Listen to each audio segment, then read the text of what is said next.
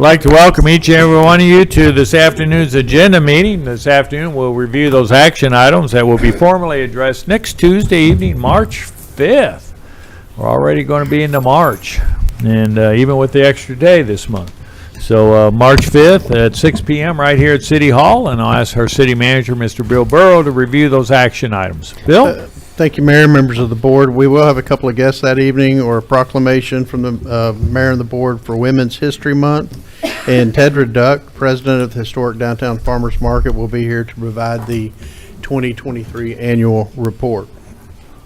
In addition, I'll be giving my State of the City presentation or remarks to the board on that same evening.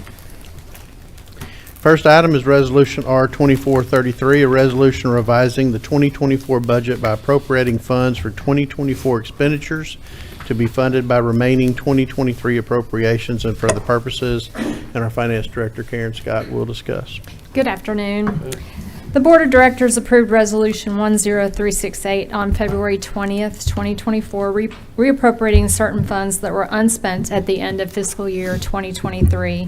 Two items were omitted from the list in error and need to be added.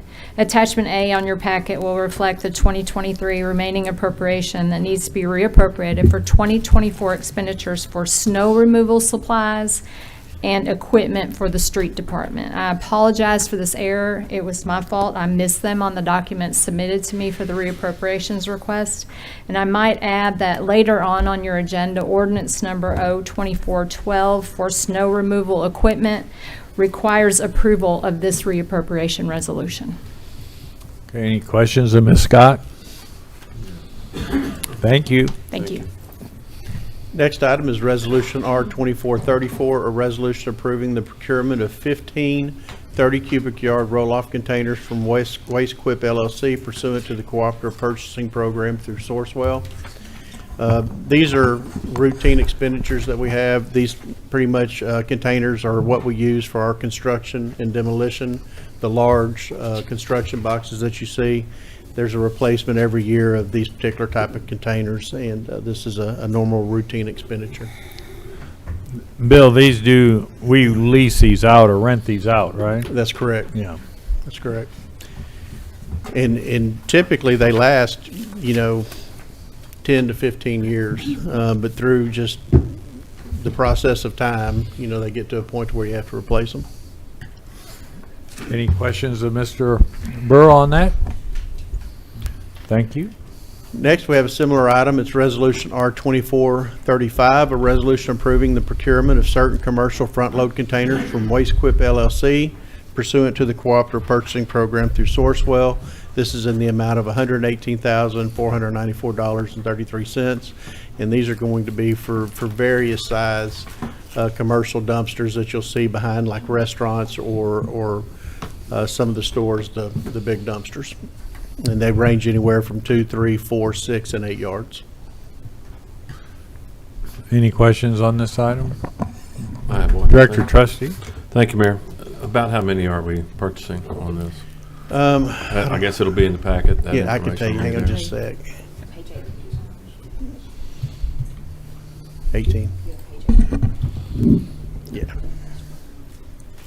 So we'll have 10 4 yards, 31 6 yards, and 47 8 yards. Oh, wow. So 100 or so. Yeah, 90 to and 100. just for the board's knowledge, we do have a fully operational weld and paint department in the solid waste department. They will rebuild these containers, put new bottoms in those up until a point to where they just have to replace them. Okay. All of these will end up being sold. Those that are being disposed will be sold as surplus for scrap metal. Okay, thank you. Next item. Next item is Resolution R-2436, a resolution awarding a term contract to Redmond Environmental, Inc. for AMGP Series sewer grinder pumps. Our Utilities Director, Monty Ledbetter, will discuss the item. Thank you, Mr. Burris. Yeah, these are our grinder pumps that we have all over the city. We have somewhere between 3,400 and 4,000 of them, depending on which ones are in service at the time. As these fail, we replace them with these pumps. So we put this out for bid. Redmond Environmental was the one bidder that bid on them, and that's the same group that has been bidding on them for several years anyway. So the cost of these are about $1,260 a piece, and we buy anywhere from $300,000 to $400,000 a year. So staff is requesting a contract to award to Redmond Environmental for 5 years with 12 months extensions upon mutual consent. And of course, this is constrained to budgetary constraints for the corresponding years. These are residential, Yes, sir. and you said between 300 and 400?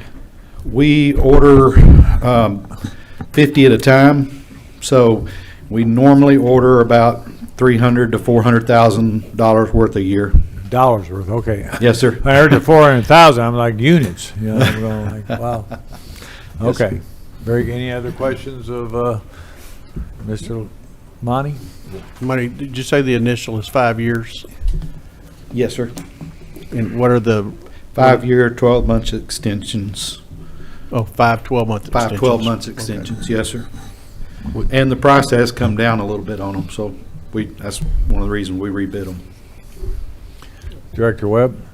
Thank you, Mayor. Would that mean that the contract is renewable after 12 months for 5 years?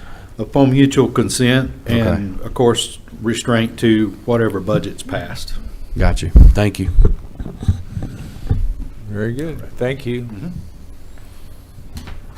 Next is consider Resolution R 2437, a resolution approving the 2024 annual street paving list. And our Assistant City Engineer, Michael Hill, will present. Afternoon. The 2024 street paving list includes approximately 28 miles of paving on portions of 99 streets. The streets were selected by blending recommendations from city citizens, our street department, other city staff, our pavement rating spreadsheet from First Step, and the list of streets from Our Roads Now. We have given consideration to near-term utility relocation repairs in this list. We also have an alternate list of almost 3 miles of paving on portions of 12 streets that may be added or substituted if funding permits or if something in the pavement list needs to be postponed for some reason. The budget for the paving list is $7 million. Very good, any questions of Mike on this? So that's, how many miles again? 28. 28. How many years in the past has it taken us to get to 28? 28. 28 years. You know, probably 20, though. I mean, And that was lower prices in those days, too. Yeah, it's much higher prices than the old days. Yeah, understood. Very well, and I know the citizens appreciate that. Thank you. Director Webb? Yeah, thank you, Mayor. Last we checked on the 2023 paving list, we were about 60% through with that. And we did get some cooperating weather the past couple of months, and I know y'all been hard at it since. Can you kind of give us an update on where we are on the 2023 list and when we can expect the 24 list to begin? Right, we've done the 74% or 13.5 miles, and we expect to be finished with that within, depending on weather, the next Right. month. If we have some good weather, we should finish up. And would that mean as soon as we're done with 23, we would roll right into the 24 list? Or would That- there need to be some, Well, our contract with Cranford was, 1 year, so we have, we are trying to contact them whether or not we're going to renew or we're going to put it out for bids.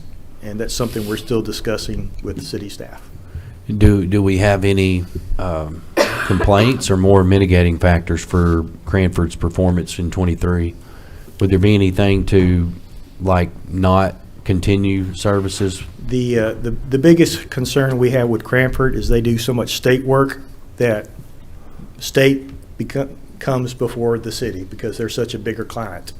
I don't think they got to the city until it was late in the year. We did just a small percentage early before they started paving because we could start a little earlier than the state, so we got a little bit. But as soon as mid-April hits, they're off to do state It contracts. was October, November. Right, so yeah, it was, And that's one of the things we're trying to negotiate is some timing in there to get to where we could finish our paving program in the same year. I can tell you 28 miles is going to be really tough. Also for the board's knowledge, we do a big portion. We don't do any of the paving, but we do the milling and the hauling. As we they do- mill, we haul in our trucks. So that saves us quite a bit on the cost of the asphalt. We're able to get additional miles out of that. But during that time, the majority of our street department, we're working alongside them as they're milling and we're hauling. It becomes very difficult because when Caranford starts bringing in extra crews, which they did a few times, at one portion, we had 3 different crews paving at one portion, and that was difficult to keep up with. So, Thank you. Any additional questions to Mike? Thank you. Next, we have Resolution R 2438, a resolution approving an airport property management policy and for other purposes, and our Deputy City Manager Lance Spicer will present. Thank you. I'll be standing in for Mr. Olet on this particular item. As stated, this is the airport management policy. What this policy does, it does have a couple of adjustments within it, but when we talk about the airport and we're talking about the property management policy, the airport's just under 900 acres of total property. This is not the entire piece of property. Some of those are in protection zones, etc. But these are commercial spaces, hangars, T-hangars, terminal space. Additionally, whenever the airport did have some space on the frontage of Airport Road, all of those type of properties fell within this management policy. So some of the adjustments that we're looking to make deal more specifically with the subleasing of property. Currently, on commercial leases, there is subleasing allowed. That's not really in the best interest of the airport to allow a tenant to gain property and then sublease it to an additional tenant. That really kind of circumvents our waiting list that we currently have, and it allows people to kind of move around without coordination through the airport management. So that's one of the bigger changes. So all new and renewed leases will adhere to the no subleasing policy change within the airport, within this management policy. But additionally, the other change deals with the CPI review. Currently, there are CPI reviews within the various leases, but they're not standard. The timing of them is a little ununiform depending on when the lease was executed. So it could be a 2-year review, it could be a 5-year review. What we're proposing to do is to do annual reviews in the month of March. So all leases get a review, and then any of those adjustments would come before the board for your approval of the Appendix K, which sets all those leasing rates. That'll provide a more transparent upfront for anybody looking to lease property or currently leasing property, so that everyone is aware of the leased rates. That will happen in the month of March, probably in the subsequent months, April, May, is when the board would get those proposed. CPI reviews, as you know, here lately, they go up, but typically over the years, they've been a little more stagnant. So what we're trying to do is, if there are increases, to pass those on a yearly basis. Don't wait 5 years to pass along possibly a 12 or 13% increase. So really to kind of standardize some of those business practices. But those are really the main adjustments within the management policy. The thing additionally, you'll find there are a number of lease templates that are in this management policy. It really provides the guidelines for the airport director to negotiate these leases. We do not deviate from those lease templates. They've been reviewed by the city attorney, and of course the board will additionally adopt those. So those will be within your packet. Any questions of Lance? Director Garcia. Thank you, Mayor. Is the technology park part owned by the airport, and is lease agreements there included? Yes, yes. That's part of all of this, right? They are. There's the piece that is currently houses the Passport Center, but additionally the surrounding property, I think it's around 70 acres or so, that is part of the Office Technology Park as well. It is all part of Appendix K. Director Trustee. Thank you, Mayor. Lance, will there be a summary page of these changes, or will you just give us the new policy and we have to find those changes? I'd like to know what's changing and how it's going to impact the Certainly. tenants out there. We can call that out in a summary. That'd be For great. the most part, the policy itself is quite a long policy because it Right. does have a lot of moving parts to it. But we'll call out those specific changes. And but as I said, the probably the bulk of it Right. are the lease templates because those do take up a good bit because there are various ways that you're able to lease property from the airport. The only text change is going to be the removal of the subletting. Okay. Otherwise, it's all Appendix K, and it's a Excel spreadsheet that is huge. Yeah. Can't wait. B, those that are currently subletting, are those going to stay enforced through that? I don't know or that how we, does I don't know that we have a lease that's not expired, that has No, subletting true. in it. True. I think all the ones that did have expired, and quite frankly, that's been part of the delay in getting this to you on March 5th instead of earlier in the year, was to make sure that we had the buy-in from the advisory committee, which has supported this change, and getting the CPI looked at every year instead of waiting and then there being a large increase and people are shocked, but the CPI has increased over that time. It just had not been applied. So we'll apply it evenly each year. Very good. Thank you. Director Garcia?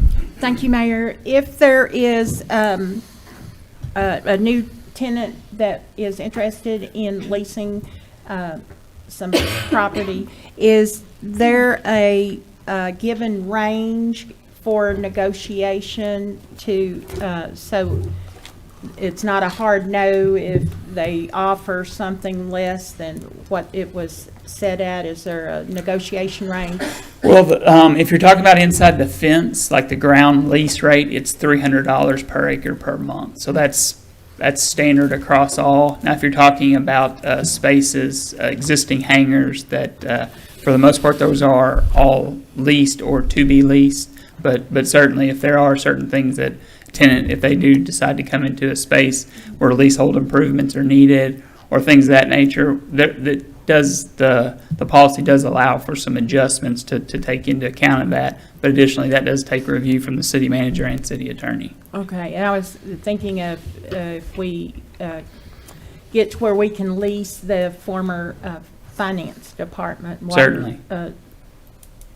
Department that's good space to lease out. Definitely. That's high on our priority list to get this policy adopted and get some of the existing aviation type leases squared away, but additionally look at those other non-aviation but essentially commercial pieces of property. Exactly. Thank you. Thank you. Lance, on the mechanics of calculating the increase in the lease, you might have, you indicated that there's 12 months in the year and you've got leases that are expiring most likely every month, and you're trying or renewing or have an anniversary date, and then you're going to do a CPI increase in March of every year. So if I leased a hangar in November, am I getting a full 12 months CPI increase in March, or am I getting November, December's, and January's? You're going to get the rate that was approved in 2024 Yeah. until the rate goes up. Till that review the Well, following fine. year. So they're gonna get 12 months of the CPI instead of 3 months, Well, 4 months, I mean. the board is going to approve the rate in the spring of each year. That will be the rate until the board changes the rate. And the rate is going to be dictated on what the CPI did in the meantime. And that'll be applied on their annual renewal, or everybody starts paying that percentage Well, on as- March 1? Well, as you've described, some leases start on different dates, but any lease that is up for renewal after the new rate is approved on March the 5th will be assigned that rate Okay, it's at renewal time. at renewal. Yeah. But it won't be prorated if someone No, starts. no, I starts their understand lease- that, but Yeah, it wouldn't be prorated because it won't have to be prorated if it's on their renewal date. But we're not gonna look at the CPI on a monthly basis. We're gonna look at it once a year. Yeah, excellent point. All right. Any further questions? Next item. Thank you. Resolution R 2439, a resolution approving the procurement of elevator repair and modernization products and services for 324 Malvern Avenue from Cone Inc. pursuant to the Intergovernmental Cooperative Purchasing Program. This is in the amount of $171,985, and our Public Works Director, Ron Seabright, will present. Good afternoon. So the equipment over at 324 Malvern for the elevators is way outdated. It's 40, 50 years old. So it's time to be replaced. This price will modernize that elevator, get the car up to date. We're going to do some repairs in the elevator shaft. We have to build a fire room up in the control room where the new controls will go. It'll have to be heated and cooled. So this money encompasses all those upgrades to that elevator to bring it up to state standards. Any questions of Ron? Director Garcia? Is this the same company that we use for the other elevator? Coney has been maintaining that elevator ever since that building's been renovated. They have done an excellent job in maintaining it. They're right on the spot when I call them. So I can't ask for a better company to do this job. Thank you. Thank you, Mayor. Any additional questions? Thank you. Next, we have considered Resolution R 2440, a resolution awarding a bid to Ketcher and Company, Inc. for roof replacements and repairs at 226 and 228 Services Lane in the amount of $121,396. And again, Ron. So this is the steel building that you guys looked at last year as one of the projects that needed to be approved. We combined it with a smaller project. We have a smaller building which is right next to it that has a shingle roof that was leaking. So we bid these both at the same time and got a very good price. Ketcher and Company from North Little Rock was low bidder. Industrial Roofing from Sterling, Louisiana was $293,100, and Ozark Mountain Roofing from Bentonville was $203,711. So we got an excellent price, and they've done some work for us before. They did the roof at 324 Malvern and did an excellent job. Ron, just for those that are familiar with the Hill or with the street department, this is that red iron that we've talked about in years past, that we were seeing some corrosion in the I-beams and needed to be repaired. So this will take care of that. It's something we've been trying to address for the past, 3 to 5 years. Any questions? Thank you.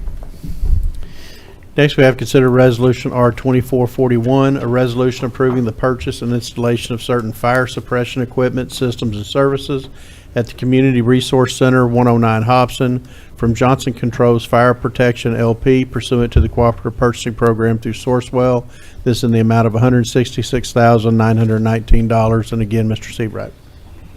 So this is to install that fire suppression that we've been looking for that building.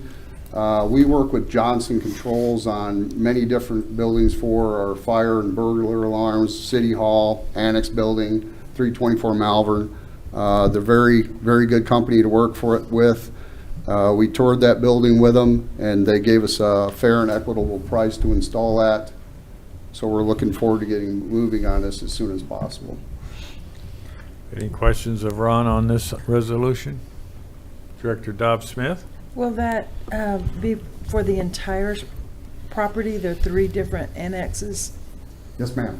all 3? Thanks. Any additional questions? Thank you. Next, we have considered Resolution R 2442, a resolution approving the purchase and installation of certain facility security equipment, systems, and services at the Community Resource Center, 109 Hobson, from Johnson Controls Fire Protection LP pursuant to the Cooperative Purchasing Program through Sourcewell. This is in addition to the previous item in the amount of $58,721.82. Ron? So this will provide security for the whole building, inside and out, provide camera views of the parking lots, rooms. So we can look and monitor the building as people come and go.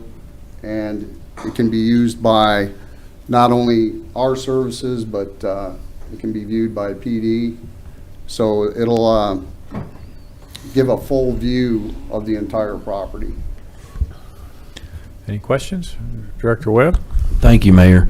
To install this type of security feature here, do we have enough, like, data storage within the city? The For it? data storage comes with the system. Oh, it does? Yes. Okay. So they have Is that in the cloud, or are we going to need a facility for storage? they're gonna have it built into the facility. It's part of the equipment that they'll be installing. New building, or it will go inside of the current inside of the structure? existing building. I'm sure Director it'll be one Gross. that'll rewrite. Right. Yeah. Director Garcia? Thank you, Mayor. Will this system have access cards? No, ma'am, it's just for video. And does it have the capability of adding access cards? That's an entirely different system. That would be door locks and A-phones and that type of system. That's something that we're not installing at this time.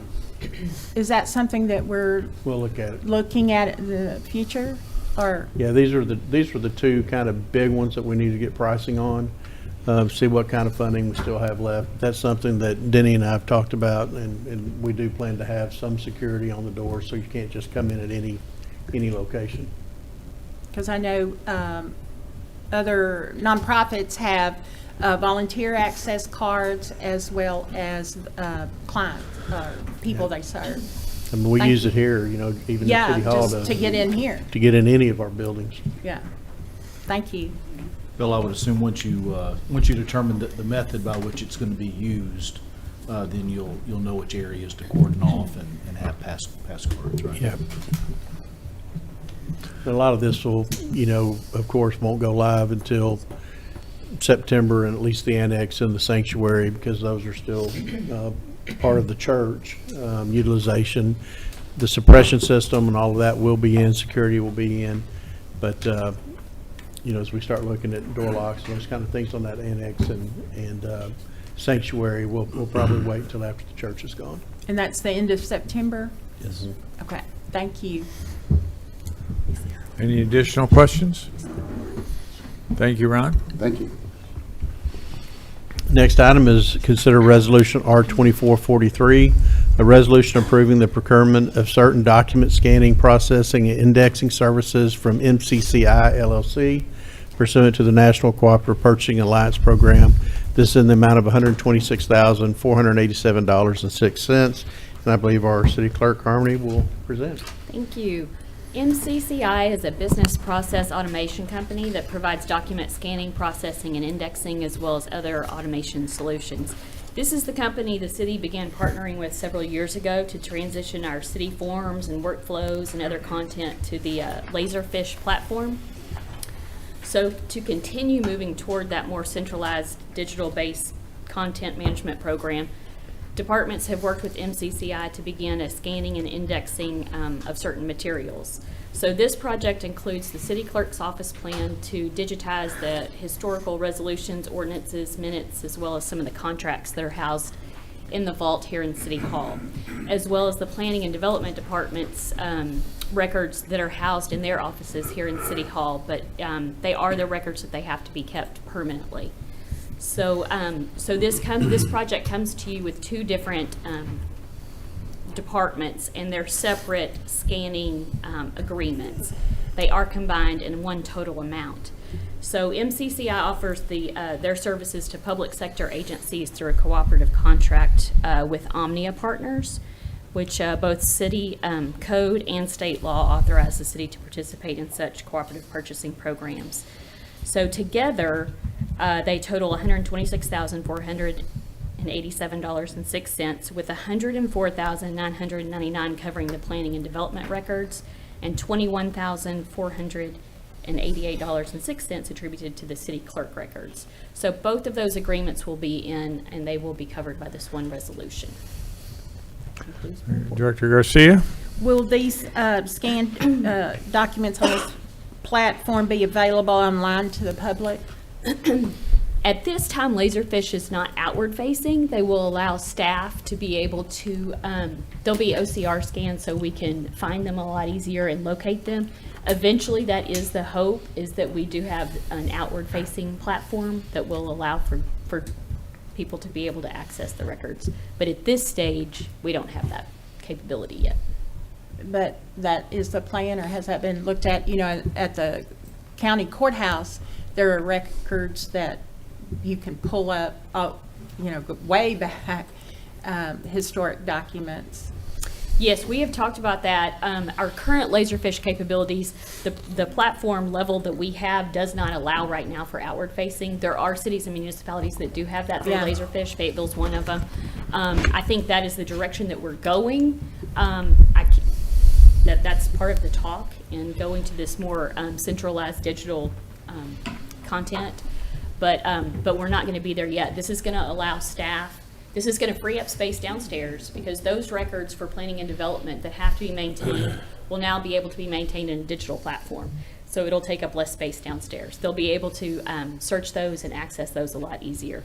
As far as the vault records, those won't be destroyed. Those will come back to the vault, but they will allow us to be able to search them and find them a lot easier. And so eventually that hopefully is the goal over time, that we do have that outward facing. So that is the capability. platform that the city of Fayetteville is using? It is. And so that could be a next phase? It could We be. just They would have a need to nice- budget for that? They have a very nice platform if you've looked Yeah. at it. Yes, So, I have. Yes. Thank you very much. Any additional questions of Harmony? Thank you. At your meeting next Tuesday night, there will be a public hearing on the request to abandon and vacate a portion of an unnamed alleyway located in Block 4 of Avondale Addition subdivision in Garland County, Arkansas. That is going to be your only ordinance of the evening, and we'll cover that in just a moment. Under your new business is consider Resolution R-2444, a resolution authorizing a ground lease agreement with the historic Downtown Farmers Market, Inc., and our Parks and Trails Director, Anthony Whittington, will present the item. Anthony. Thank you. Good afternoon. The City of Hot Springs has a history of providing its citizens with local, fresh, nutritious, affordable vegetables, fruits, and local farm products. The historic Downtown Farmers Market has been managing the city's farmers market program since 2009. It's in the city's best interest to consider this continue this relationship and enter into a ground lease agreement with the historic Downtown Farmers Market for use of the Farmers Market Pavilion. The HDFM offers the farmers market year-round. Main season dates are May through October, on Saturdays from 7 a.m. to 12 p.m., and Tuesdays from 4 to 7 p.m. on their night market. The winter market is also offered November through April, which is currently ongoing, on Saturday only from 9 a.m. to 12 p.m. When the farmers market is not open, that can be reserved by the public by contacting the transit at the transportation depot. In addition, the city has a right to use it for city-sponsored events and programs. The initial term of this agreement is 3 years, and it provides for 3 additional 3-year renewals, if that makes sense to you, upon mutual consent of both parties. So. Any questions on this item? Thank you. I have a question. Oh, Director Beard. Yes. Thank you, Mayor. So this is basically a renewal of what's been going on at the farmers market? And is there going to be any of the complaints taken into account for like the renewal? Because I know that some of the people that were asked to leave the market were wanting the Parks Department to take it back over. Our recommendation is not to take it back over, is to continue our relationship with the Friends of the Hot Springs Farmers Market. I understand that, but there were a lot of complaints. We did have some complaints, and I don't know if the board had heard, but I mean, the number of people I had in support of the current farmers market and their operations and management far outweighed the number of complaints that I received personally in my office. I don't know what each board member received, but I can tell you that in my experience over the past 13 years, the farmers market has not operated in a more professional manner than it ever has until the last 2 or 3 years. We had some serious issues down at the farmer's market in years past, and what you heard, during that one night was something we were hearing every week. It was a major issue down there, and since the previous board, I was trying to remember Meredith's name, but when that group came in and they reorganized and really got a program in place that I thought was fair to all, had good rules, it just operated so much better. And as it moved into the current board, they continue to have rules and they continue to update them as that farmers market board. But I can only know from my experience in dealing with it over the past 13 years that it's a much different market today than it was then. I understand that. So then the loudest voices were listened to, and were all the voices considered? Because the farmer's market is located in District 2, so maybe I got some information that you didn't get. But I concerned when people ask questions and then are reprimanded for asking questions, and I see that I'm learning a lot sitting here at this table. I see that at every entity, people gather up courage to question and then they're reprimanded. And that was what I saw as the start of the problems with the farmer's market. Well, it's certainly the board's prerogative on how you vote on this. Our job is to recommend what we think is the best recommendation, and we certainly do whatever this board, speaks and votes on. So, but that's just our recommendation. Director Garcia? Thank you, Mayor. There were, we're all aware of some complaints that were made at prior meetings or commentaries after our meeting, and there were mostly former vendors, but there was a resident, a Hot Springs resident, and so there were several inquiries made, and I don't know if I sent those to the clerk, but if I've still got all the responses to those that I received, I'll send them to the clerk to be included in our packet, so everybody can see the same thing. I'd encourage all of you to do that so you're all aware. Any additional comments or questions? I've got one. Director Dobbs-Smith? Thank you, Mayor. When, correct me if I'm wrong, but when the farmer's market was initially conceived, it was conceived as a private farmer's market group running it. It was never part of the city. Initially, we just provided the land, they raised the money, and they managed it. Is that correct? Well, It was a grant. Kahili worked on a grant. Grant. There was a state grant that It was, helped say provide. USDA grant. It was Senator Terry Smith. That's it, who yeah. Yeah. had the money for us. He helped approve the funding. But the city, my understanding was when it was around 08-ish. The first management was by the city, and then after the economic downturn in 2008, that budget was eviscerated, and we asked somebody to help.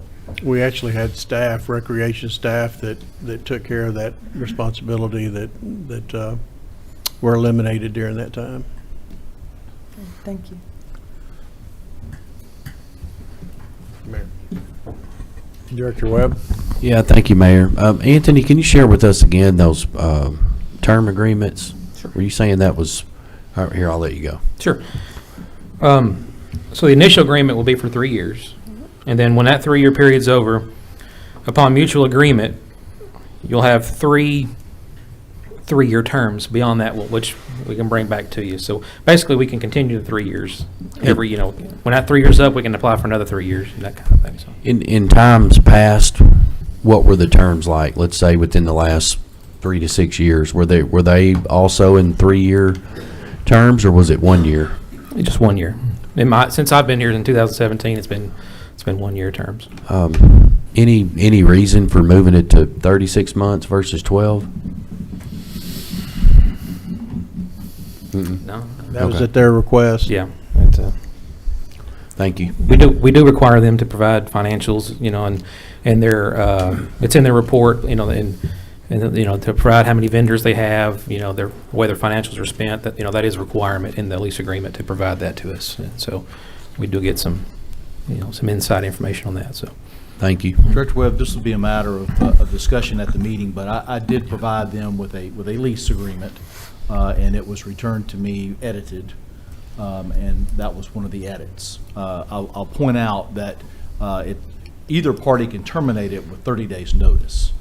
So the fact that it's 1 year or 3 years really doesn't make a lot of difference from the standpoint of the city's continued control, because it can be terminated with 30 days' notice. By either party? Yes, sir. Correct. Director Garcia. Will those financials you mentioned be included in the packet?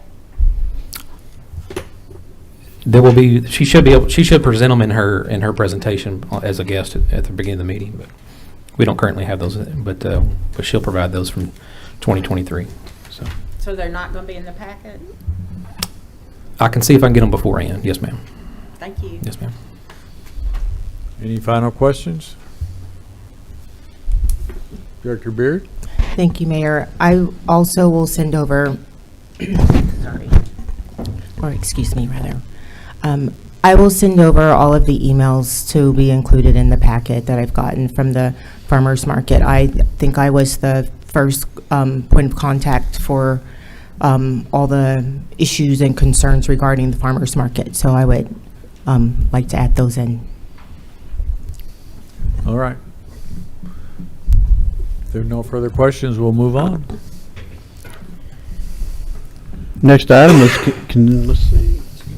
Oh, we do have two ordinances. Consider ordinance O-2412, an ordinance waiving the requirement of competitive bidding and approving the purchase of certain snow removal equipment from Hill Built Sales Corporation. And again, Public Works Director Ron Seabright will present. Ron?